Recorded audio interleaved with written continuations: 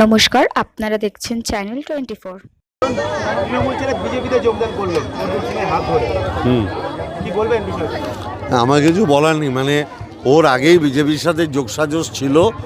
এছাড়া জানতে পেরে দল ওকে পরিবহন দপ্তরের একটা পোস্টে ছিল, সেখান থেকে সরিয়ে দিয়েছিল।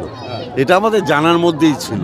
অতএব এটা নিয়ে ওকে বাদ দিয়েই আমরা ভাটপাড়ার নির্বাচন অনেক আগে থেকে ঠিক করে ফেলেছি। হতে পারে। মানে আমি যখন ওকেই ধরছি না, ওর বউকে ধরবো কেন? আরেকটা বিষয় হচ্ছে ভাটপাড়া লাগাচ্ছে, তাকে নাকি মারধর করা হচ্ছে, অভিযোগের আঙুল তৃণমূলে দিয়ে করছে। এটা লোকাল নেতৃত্ব বলতে পারবে, আমার কাছে খবর নেই।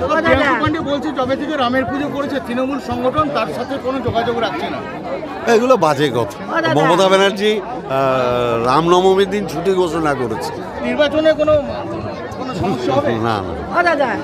আমাদের এই ভিডিওটা ভালো লাগলে লাইক করবেন এবং এরকম আরও ভিডিও দেখার জন্য চ্যানেলটিকে সাবস্ক্রাইব করবেন।